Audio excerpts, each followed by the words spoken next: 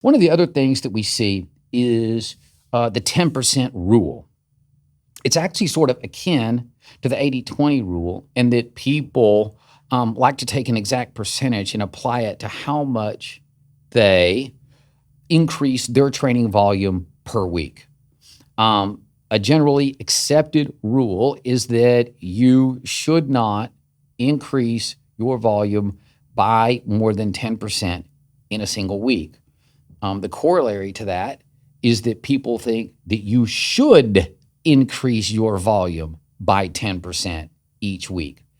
Neither of those is necessarily true. Okay? The 10% rule, once again, is a lot like the 80-20 rule in that it is a guide to try to keep you within the boundaries of reason and keep you safe. It's like when you go to the bowling alley and you put the bumpers up, right, so that your ball doesn't go into the gutter. They're basically trying to keep you from like going into the gutter. And so people have come up with these isms and these axioms and these truisms to try to keep the ball in the lane. Here's what I have to say about that. I'm not a big fan of 10%. I'm kind of a fan of 5 to 8% a week. But even then, that comes with a whole bunch of what ifs and a whole bunch of contingencies. Okay, so let's say that you're running 10 miles a week. Once again, 10% is 1 mile. In that particular instance, I think you would be perfectly safe going up 20%. Maybe 30% the next week. Go run 12 miles the next week instead of 10.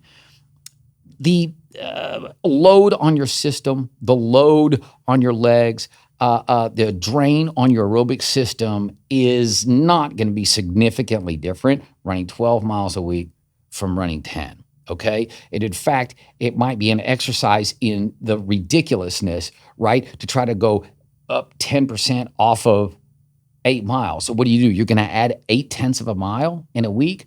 So let's be thinking about this in terms of what makes the most sense. What's prudent? What's responsible? What if you're coming back from injury? Think about it. Or what if you are coming off of a hard race? I've been known to give people 8 days completely off, right? After a marathon. Well, you're going to have a 200, 300, 1,000% increase perhaps in your volume from maybe the first week back to the second week back. And that doesn't necessarily mean you're doing anything irresponsible. You might run a total of 15 miles maybe in the second week after a marathon. Well, if you were running 80, 90 miles a week, right, prior to the marathon, it's probably pretty safe to go from 15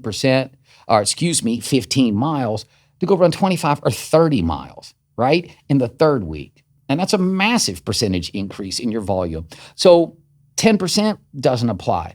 What about when you're in more of just sort of a steady build phase, right? Let's say that you're running 40 miles a week. Well, 10% is 4 miles. That's pretty reasonable, right? But do you want to go up 4 miles every week, right? Because then 10% of 44 miles would be 4.4. So let's add 5 miles the next week. So we've gone 4, then we go 5, and then what? We go up by 6 the next week. I actually advise against that. I think that that's too fast of a build. I'm a big fan of 5 to maybe 8% increase once every 2 to 3 weeks on your volume, maybe once every 4 weeks. Let's take it to some of the extreme levels, right? Where somebody might be running 100 miles a week.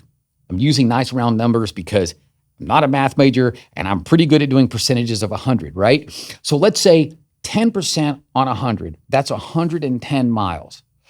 You sure don't want to do that 1 week and then a second week go 121 miles and then the next week go 132, 133 miles, right? I would really, really recommend against that. So maybe once every 14 days, let's add 5 to 8%. So let's go 100. Maybe go 100, maybe go 105 to 108, hold there for a couple of weeks, maybe 3, then maybe go up to 125, 115 miles, right? Maybe 6 weeks down the line. So the 10% rule is, once again, something that's trying to help you keep the ball in the lane at the bowling alley. So the 10% rule is just the bumpers that we put up, right?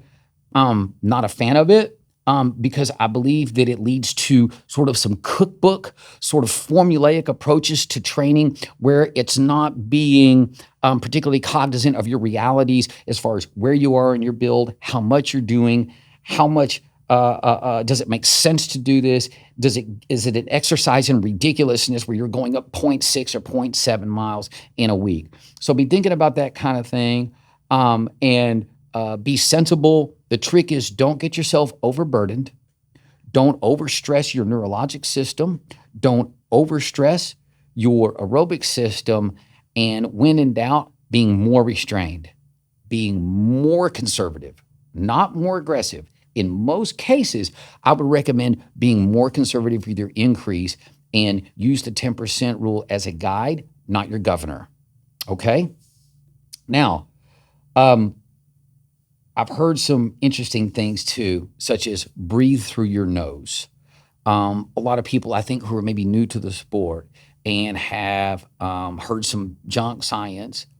Frankly, I'm just going to go ahead and call this what it is. That's junk advice, man.